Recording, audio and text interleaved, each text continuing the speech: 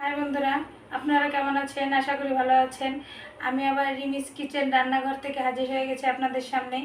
আজ করব দেশি মুরগির ডিমের একটা ঝোল, কাঁঠালের বীজ আলু দিয়ে। এখানে আছে দেশি মুরগির ডিম আমি ভিজে রেখেছি, এখানে আলু ভেজে রেখেছি, আর এখানে কাঁঠালের বীজটা ভেজে নিই, কারণ ভেজে নিলে পরে এটা শক্ত হয়ে যাবে।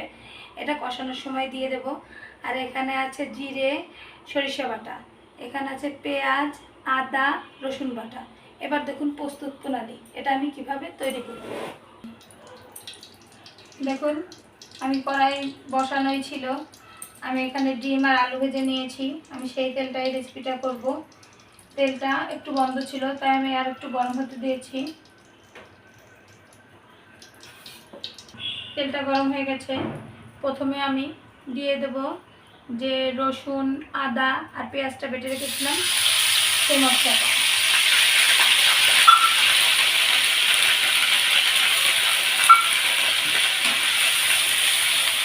গ্যাসের আঁচটা একটু কমিয়ে দেবো।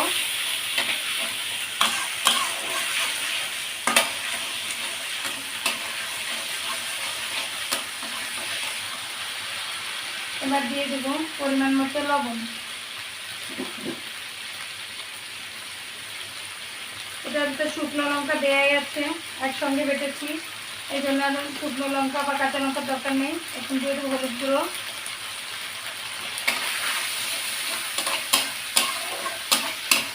আমি এই মশলার সঙ্গে 4টা শুকনো লঙ্কা নিয়ে বেটে নিয়েছি।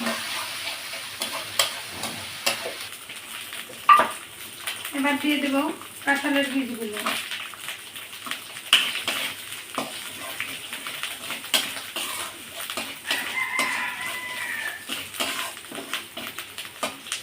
কাঁঠালের বীজ দেওয়ার পর ভেজে রাখা আলুগুলো দিয়ে দেবো।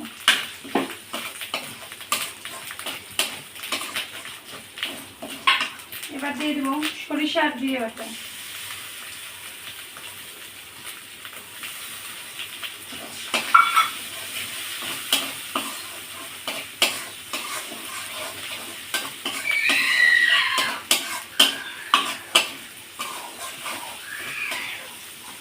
সরিষা জিরে বাটা দিয়ে বেশি কষাতে হবে না, সামান্য একটু কষিয়ে নিলেই হবে। দেখুন, মশলাটা বেশ সুন্দর কষে গেছে, উপরে তেল ছেড়ে গেছে। এবার দিয়ে দেব ডিমগুলো।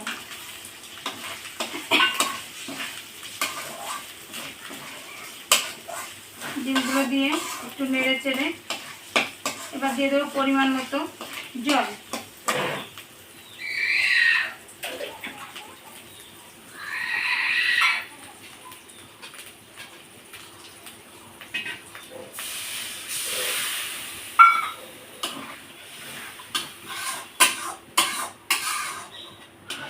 এবার আমি এটাকে ফুটতে দেব।